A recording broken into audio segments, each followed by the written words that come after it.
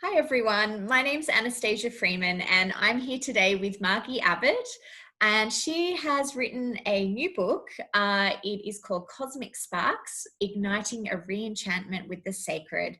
So I'm going to hand over to Margie now to introduce herself. Hi, I'm Margie Abbott and I live in Geelong, Australia, and I have a great love for ritual. And so this latest book that I've written is about the sacred in everything, in all that is.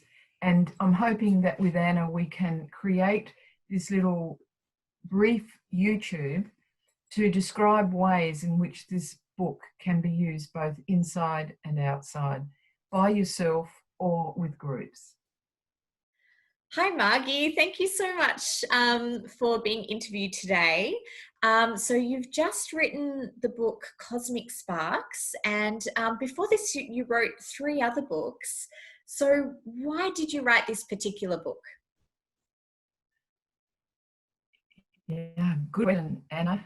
I was very affected by Pope Francis's encyclical called Laudato Si, in English, Care for Our Common Home, a letter he wrote to the whole world really about us being in a disastrously dangerous time, and that we really all are being called to do something about this. And as somebody who's written books before on ritual, I have evolved a lot myself in my studies, in my reading, in my understanding, and there's new theologies that have affected me as well. And Father Sean McDonough, a Columban priest in Ireland, when he was teaching about Laudato Si back in 2006 in the United States, he said we need new prayers and liturgies to really be commensurate with this new time.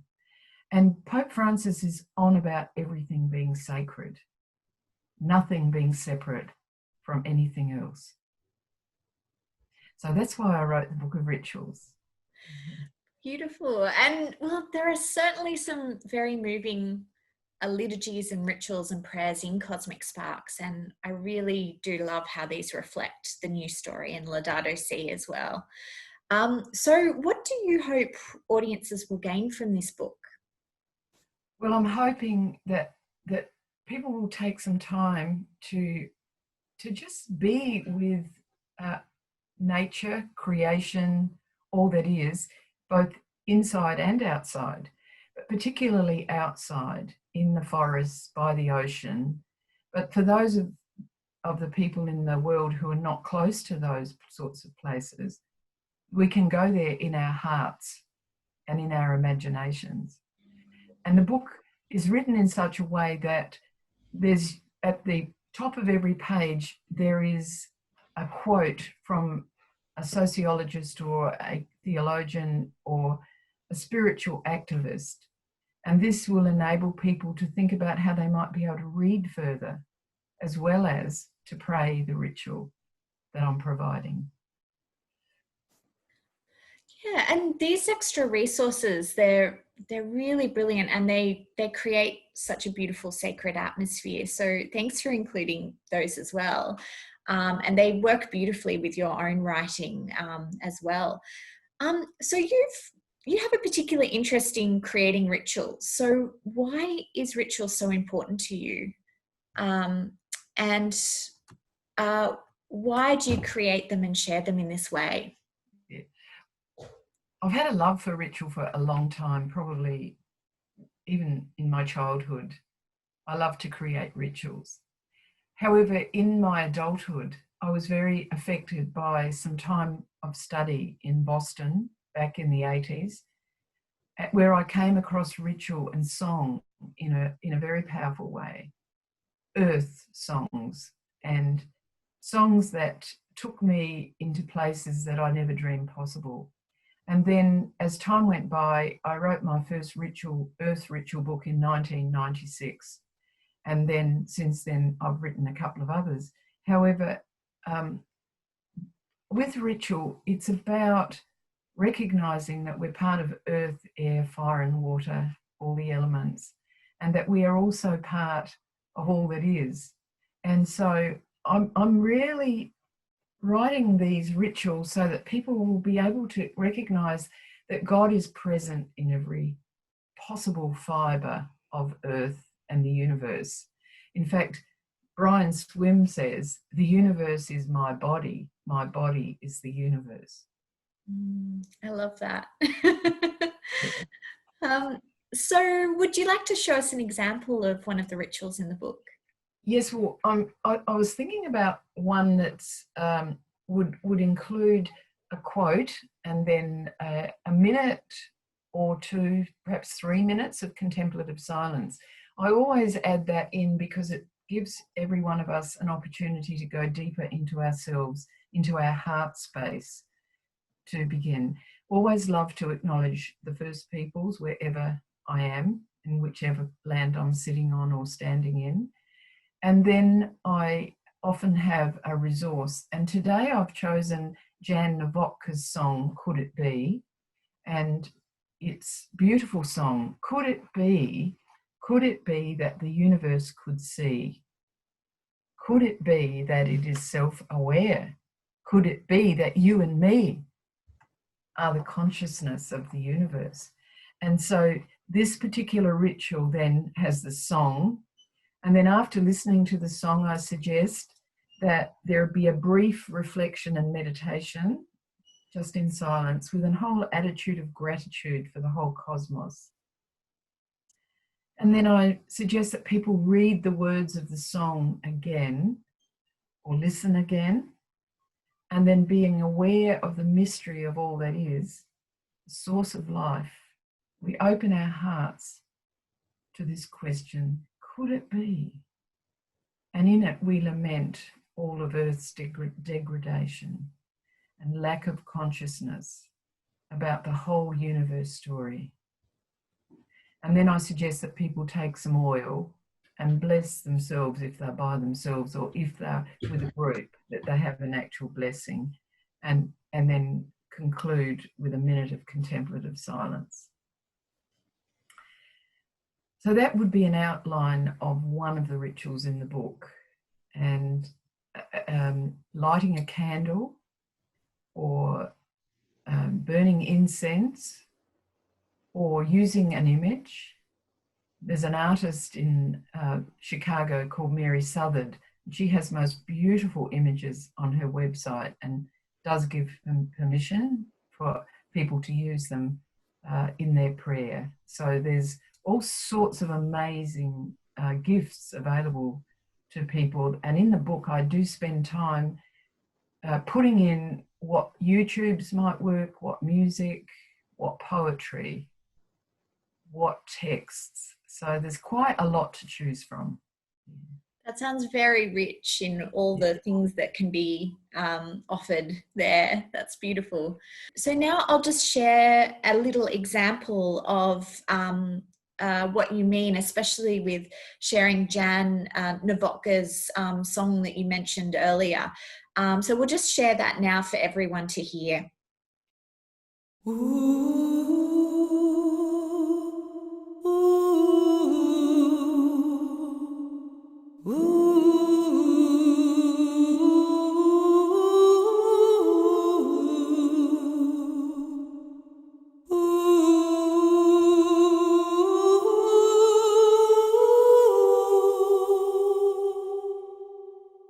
Could it be? Could it be? Could it be that the universe could see? Could it be that it is self-aware? Could it be you and me are the consciousness of the universe?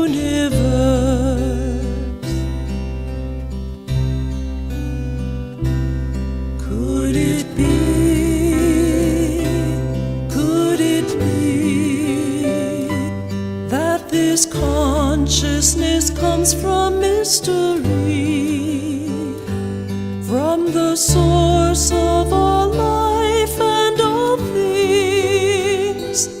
Could it be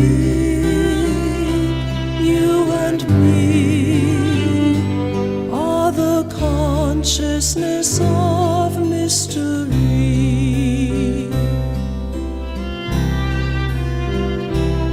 Could it be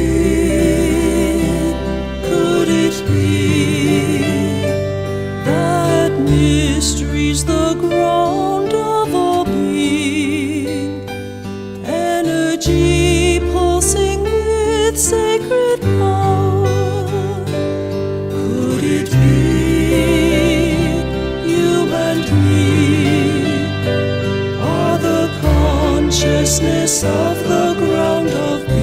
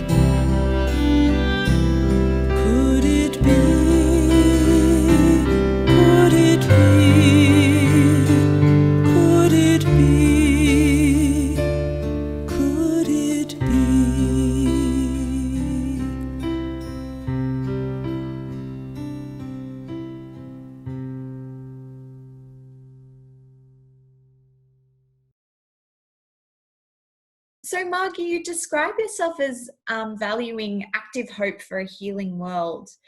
What does that mean to you? Well, you know, we're making this YouTube in the middle of the COVID-19 pandemic, and our whole world is experiencing change, drastic change, both health-wise and environmentally. And Earth is being able to breathe more in a way that she hasn't been able to breathe for a long time. The air is clearer. However, there's so many people who feel that it's all going to end up badly. And I believe, along with Joanna Macy and many other writers, that it is important to hold active hope for a world that can be different from what we've experienced so far. And one of the ways I like to think about this is that, you know, I have two hands today, and if I place one out, in this hand I can hold all the pain, the pandemic, the fear, the loss, everything that is occurring in the here and now.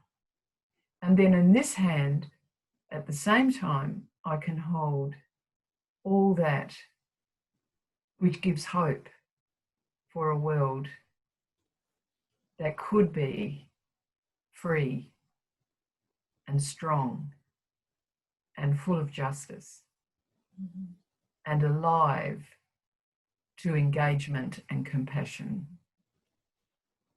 And that's a wonderful image of balance that I think is a wonderful place to perhaps wrap up this interview. So thanks for sharing that. Just before we go though, I want to mention quickly that there's another book by Jennifer Callahan titled Sparks of the Universe. And this is a book that is similar to yours, but it's specifically for working with children and teens doing these kinds of rituals and liturgies. Do you want to say anything briefly about your partnership with Jennifer? Yes, well, Jen and I deliberately wrote our books alongside each other. We live in different geographical parts of Australia, but we kept a lot of close contact because we both believe that ecological conversion, as mentioned so often in Laudato Si, an integral ecology is critical for the next phase of our lives. And so we wrote to different audiences, And at the same time, we offered workshops across Australia. This is way before COVID-19, to assist people to think differently about language, to think differently about how we perceive God. So many of us learnt at an early age that somehow God was out there and up there somewhere. And now, of course, Pope Francis is saying God is the caress in every part of creation and in all species, human and non-human. So Jen's rituals and mine can go hand in hand. Beautiful. And so lastly, if people are interested in finding more about you or your book, Cosmic Sparks, or Jen's book as well, Sparks of the Universe, where should they go online? The publisher is Coventry Press in Australia, and overseas the book can actually be purchased through any of the major companies that are online companies which most people overseas know about, such as Book Depository and Amazon, and there's many more. Yeah. Great, thanks. So, well, thank you, Margie, so much for producing this fantastic resource. And I think a lot of people will be using this resource soon. It's just full of so many beautiful rituals and liturgies and prayers. And I really do think that it will help deepen the experience of liturgy and ritual and prayer in our lives. So thank you so much for producing this. It's really beautiful. Yeah, thank you. And may I just say to you, Anna, that the second part of the name of the book is Igniting a Re-Enchantment with the Sacred. And that is where I'd like to end, that it's so important, I think, to ignite and reignite a re-enchantment with the sacred. Very important. Thank you, Margie.